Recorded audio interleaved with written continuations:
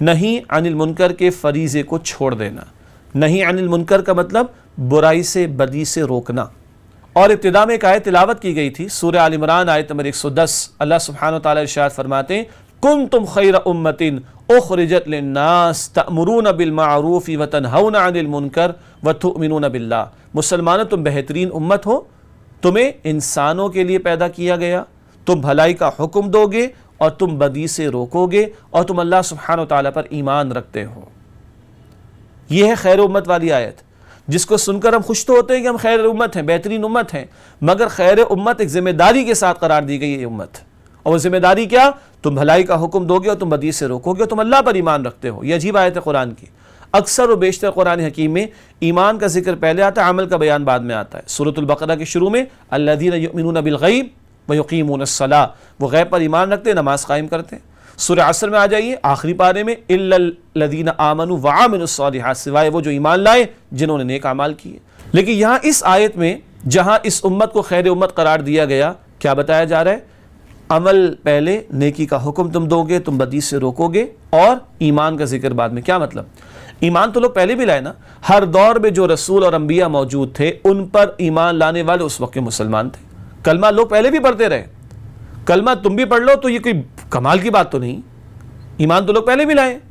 ہاں, ختم نبوت کے بعد اس امت کو ساری انسانیت کے لیے ذمہ دار ٹھہرایا گیا. پہلے انبیاء آتے, پیغام پہنچاتے, شریعت کے نفاذ کی کوشش کرتے. اب ختم نبوت کے بعد اس امت نے انسانیت کو پیغام بھی پہنچانا ہے اور اللہ کا دین قائم اور نافذ کر کے بھی دکھانا ہے, خیر کا حکم بھی دینا ہے, بدی سے روکنا بھی ہے. یہ امت یہ کام کرے گی تو خیر امت قرار پائے گی. اللہ کے رسول علیہ الصلوۃ والسلام نے فرمایا, جامع ترمذی کی روایت میں ارشاد ہوا, آپ فرما رہے ہیں کہ تم لازماً نیکی کا حکم دو گے اور تم لازماً بدی سے روکو گے. لازماً تم نیکی کا حکم دو گے اور لازماً تم بدی سے روکو گے, اور اگر تم نے یہ کام نہ کیا تو اندیشہ ہے کہ تم پر اللہ کا عذاب آئے گا. پھر تم دعائیں کرو گے, تمہاری دعائیں قبول نہیں ہوں گی.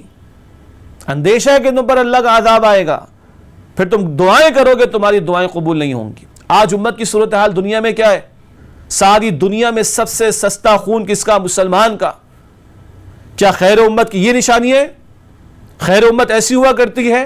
نہیں. خیر امت اپنے کام کو انجام دے گی, اپنی ذمہ داری کو انجام دے گی تو خیر امت ہوگی. آج دنیا میں بھی پٹ رہے ہیں, اور اللہ کے رسول فرما رہے ہیں علیہ الصلوۃ والسلام, تم لازماً نیکی کا حکم دو گے, تم لازماً بدی سے روکو گے, اور اگر تم نے فرض ادا نہ کیا تو اندیشہ ہے کہ تم پر اللہ کا عذاب آئے گا, اور تم دعائیں کرو گے, تمہاری دعائیں قبول نہیں ہوں گی.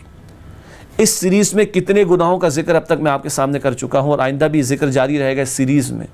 آج یہ امت کتنے گناہوں میں خود مبتلا بھی ہے, اور ہم اس کو گناہ بھی نہیں سمجھتے, ہمیں تکلیف بھی نہیں ہوتی. خود مبتلا ہوں گے تو دوسروں کو روکیں گے کیسے؟ تو یہ فریضہ کہاں انجام دیا جا رہا ہے؟ تو اللہ کے نبی علیہ الصلوۃ والسلام کی احادیث بتا رہی, یہ نہیں عن المنکر کا فریضہ انجام نہ دینا, بدی کو, برائی کو مٹانے کی, روکنے کی کوشش نہ کرنا, یہ خود جرم ہے, اور اس پر اللہ کی سزا دنیا میں بھی ہے اور آخرت میں بھی.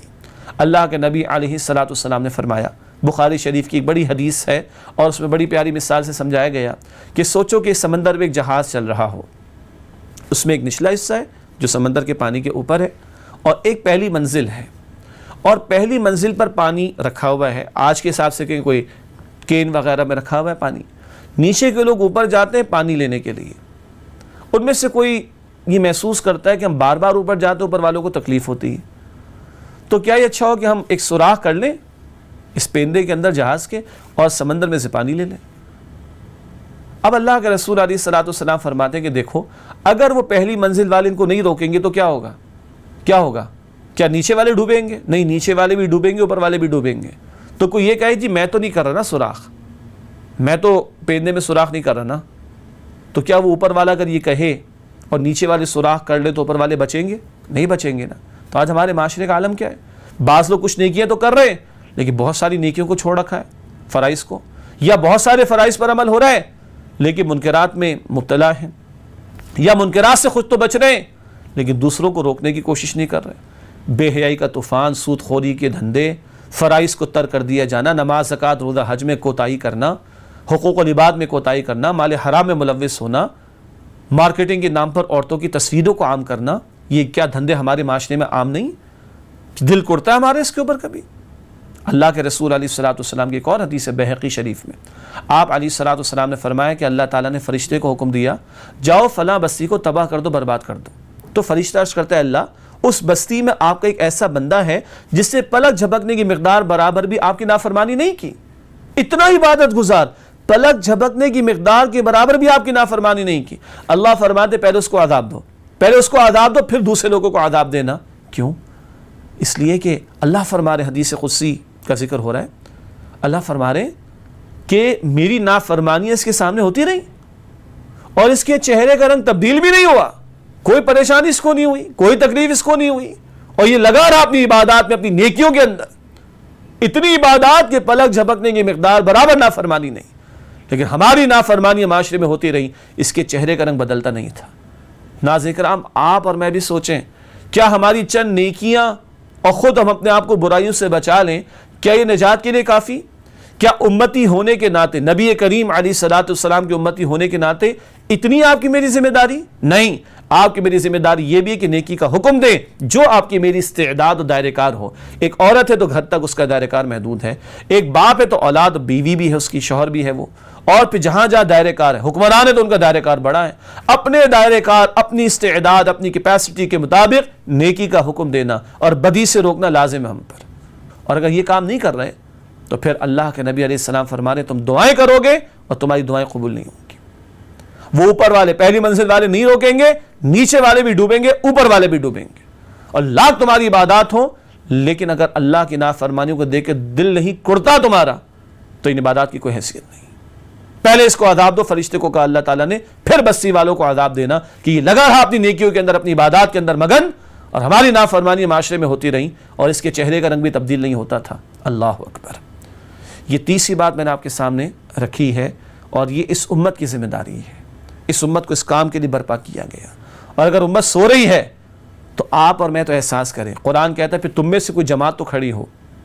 سورہ آل عمران آیت نمبر 110 میں پوری امت کو کہا گیا، اور سورہ آل عمران آیت نمبر 104 میں کہا گیا وَلْتَكُمْ مِنْكُمْ أُمَّةٌ يَدْعُونَ إِلَى الْخَيْرِ وَيَأْمُرُونَ بِالْمَعْرُوفِ وَيَنْهَوْنَ عَنِ الْمُنْكَرِ. چاہیے تم میں سے ایک جماعت ہو جو لوگوں کو خیر کی طرف بلائے.